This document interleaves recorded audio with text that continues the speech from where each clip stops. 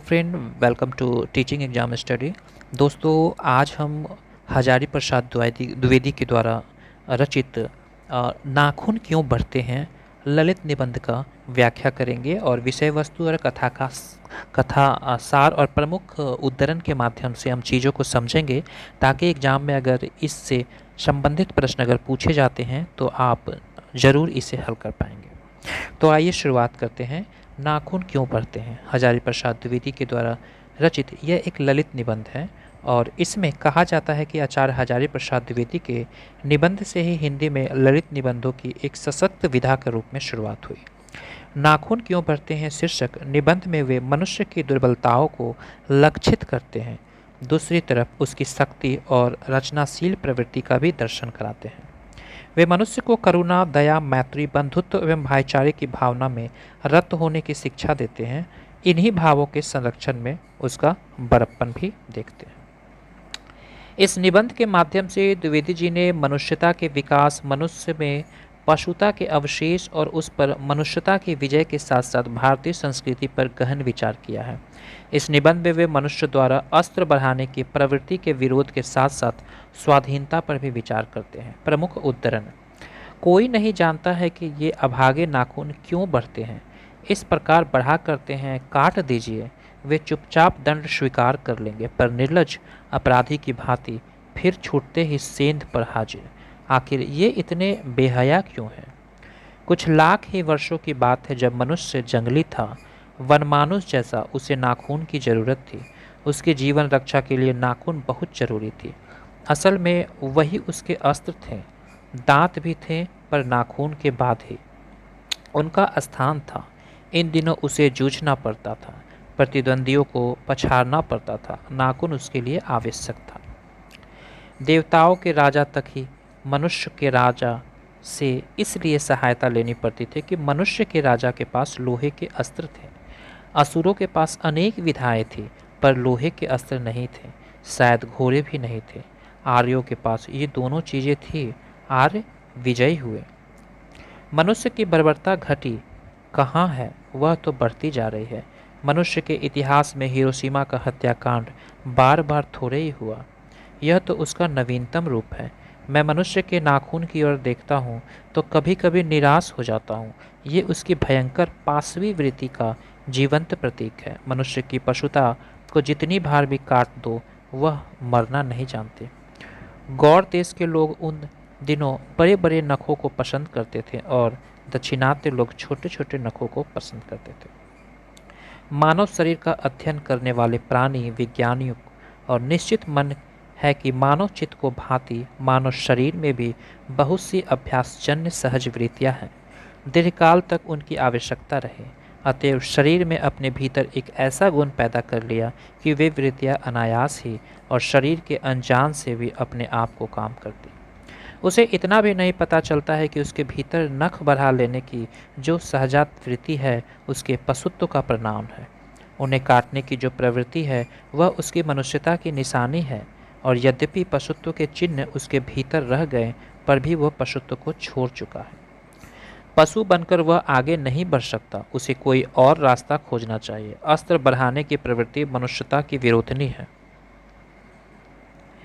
मेरी निर्बोध बालिका ने मानो मनुष्य जाति से ही प्रश्न किया है कि जानते हो नाखून क्यों बढ़ते हैं? यह हमारी पशुता के अवशेष हैं।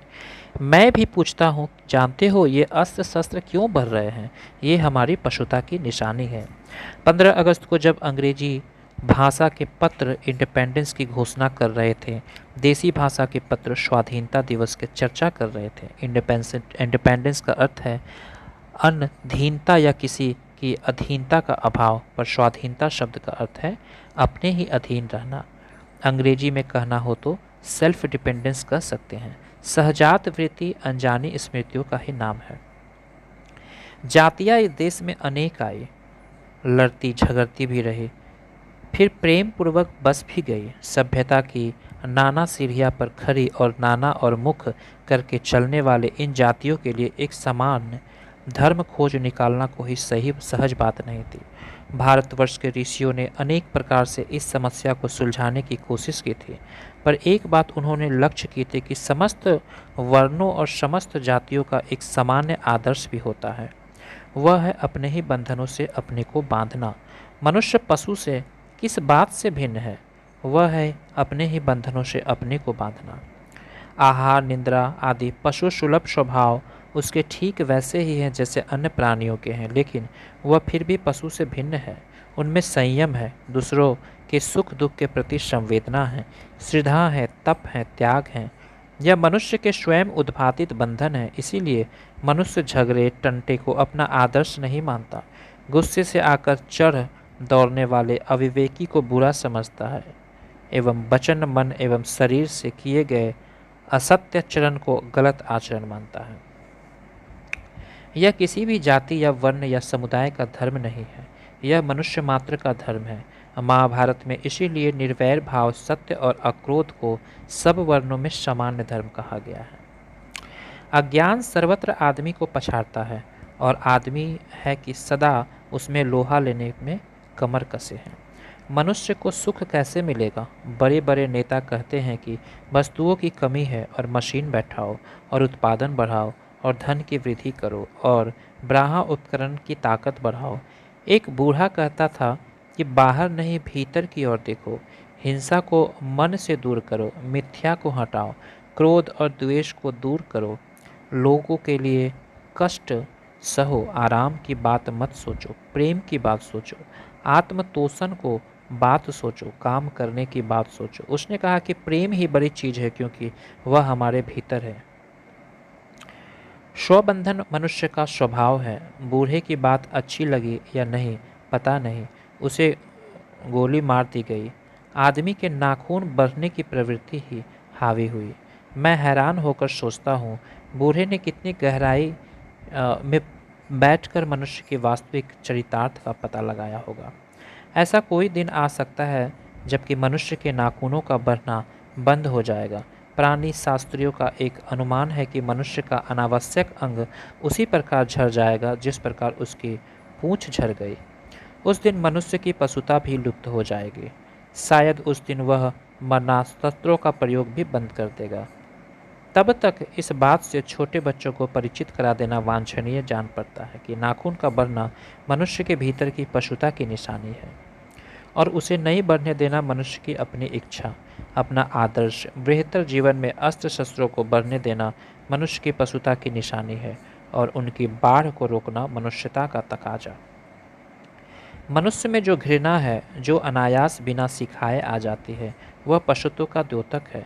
अपने को संयम रखना, दूसरे के मनोभावों का आदर करना मनुष्य का स्वधर्म है। सफलता और चरितार्थ में अंतर होता है। मनुष्य मरणाशास्त्रों के संचयन से, ब्रह्म उपकरणों के बाहुल्य से उस वस्तु को भी पा सकता है जिसे उसने बड़े आडंबर के साथ सफलता का नाम दिया। परंतु मनुष्य की चरितार्थता प्रेम में है, मैत्री में है, त्याग में है और अपने को सबके मंगल के लिए निःशेष भाव से है। नाखूनों का बढ़ना मनुष्य की उस अंध सहजात वृत्ति का परिणाम है जो उसके जीवन में सफलता ले आना चाहती है। उसको काट देना उसे स्वनिर्धारित आत्मबंधन का फल है जो उसे चरितार्थ की ओर ले जाती है। नाखून बढ़ने हैं तो बढ़े, मनुष्य उन्हें बढ़ने नहीं देगा।